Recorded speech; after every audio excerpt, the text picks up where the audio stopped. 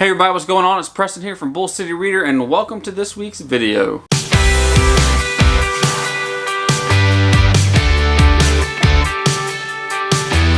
I hope everybody here in the United States had a good Thanksgiving this last week. Sorry I didn't put up a video, but with everything going on, it's just didn't have the time, didn't want to rush and put some garbage out either. So just took the week off. Hopefully you missed my channel and you're excited for me to be back. As you can tell from the description down below, today I'm going to be doing my November wrap up. And it's kind of pitiful. Long story short, I didn't really get to finish a book. I ran into a reading funk, opened like 3 different books, so I haven't finished a book. But I bought books, and that's what we're going to talk about today, are the books that I bought. And maybe I'll be able to add something to your TBR. So with all that out of the way, let's jump into the book, or let's just find out what I bought. So the first book that I bought is a book called Battlemage by Aryan, I guess is how he says his last name. Get the cover in here for you. I was originally drawn to this book by the cover and the spine. I believe the spine is actually what I saw first when I was in stores. And then I pulled it out to check out the cover. Cover looked interesting, so then I read the synopsis of the book. It's kind of short, sweet and simple. It says, Balfrus is a battle mage sworn to fight and die for a country that fears his kind. Vargas is a common soldier. While mages shoot lightning from the walls of his city, he is down on the front line getting blood on his blade. Talandra is a princess and spy master, but the war will force her to risk everything and make the greatest sacrifice of all. Magic and mayhem collide in this explosive epic fantasy from a major new talent. So it sounded kind of interesting. When I've done a little bit of research on this author, it sounds like all his books take place in the same world. He does have a prequel he wrote that goes before this series. This series is called the Age of Darkness trilogy. And sometime after he wrote either this series or 1 or 2 of the books, he decided to release a prequel novel that focuses on a character that people like from the series. So you have a prequel novel, then you have this series, and then there's another series after this. It's a trilogy as well, and it's called Age of the Dead, or Age of Dead trilogy.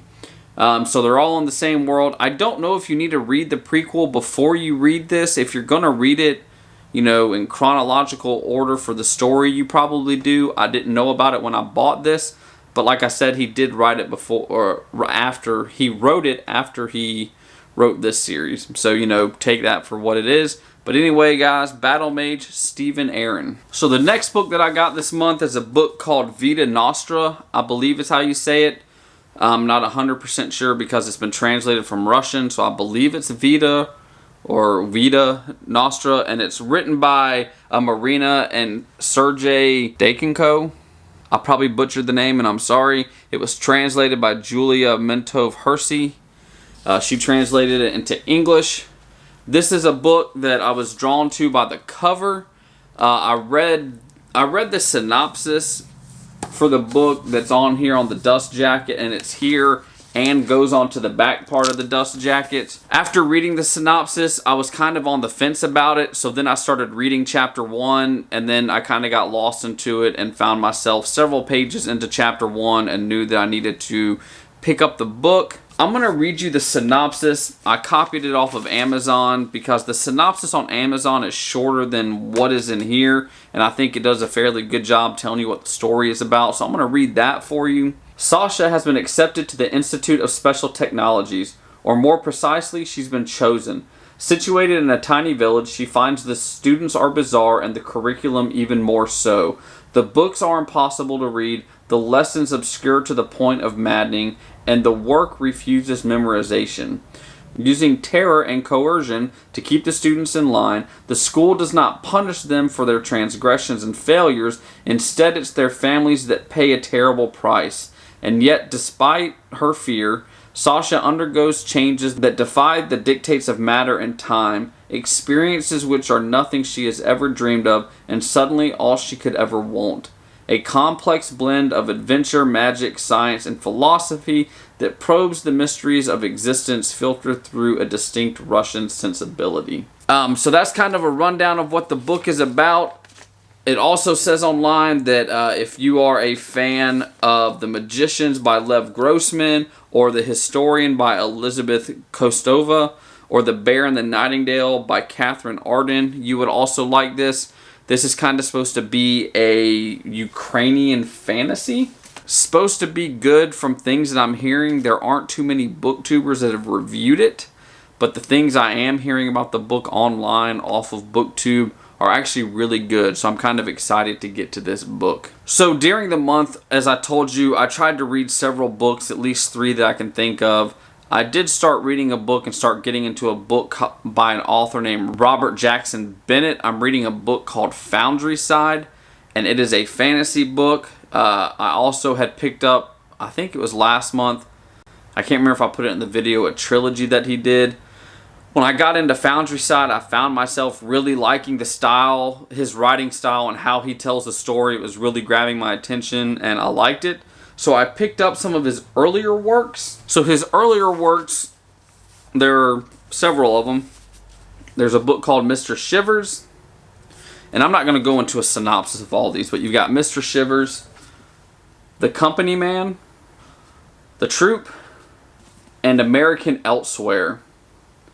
The thing that really interests me about these books, the fact that my battery's dying. As I was saying, the things that really interest me about these books by him are the fact that Foundry Side and the other series called the Divine Cities trilogy, those are more fantasy books.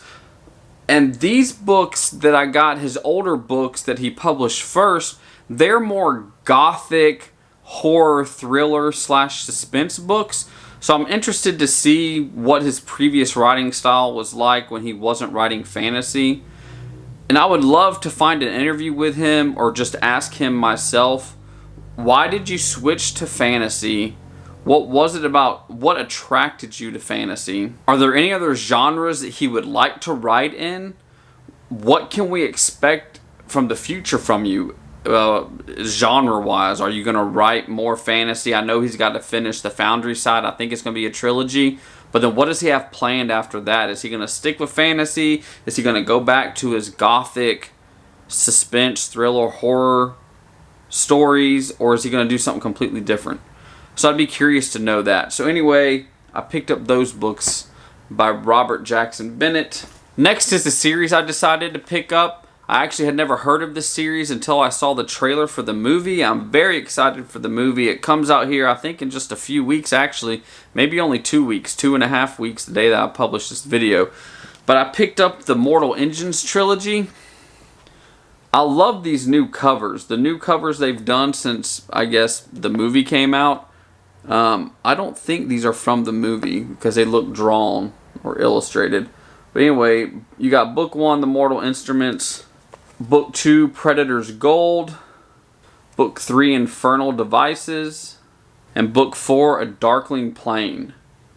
And Book 4 is actually almost as, it's almost as thick as 2 books. So it'd be interesting to see how the series goes. I'm curious to see how the books read compared to the movie. Is the movie only going to be Book 1, or is it a mixture of Book 1 and Book 2?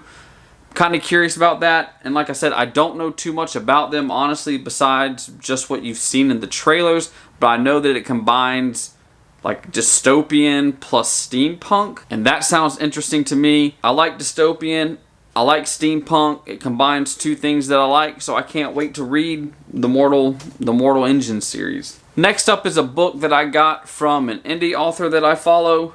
His name is Richard Gleaves. I got the 4th book in a series, and it's called Salem, Blood to Drink. This is the cover for it. Sorry, it's reflecting stuff, but anyway. And then there's the spine of the book. This is the 4th book in his Jason Crane series. As you can well guess, I'm just going to tell you the synopsis for Book 1, which, the series builds off of from there. So in Book 1, there's a kid named Jason Crane. He just turned 17. He's a Star Wars fan and a history geek. He doesn't believe in ghosts or the afterlife. He doesn't believe in psychic powers or tarot cards. He doesn't believe in the Headless Horseman. But Sleepy Hollow will change all that because Jason Crane has a heritage to claim. Jason Crane has a gift to discover, and Jason Crane has an old enemy who will rise headless and rise. So that's the synopsis for book 1. This is the 4th book in the series.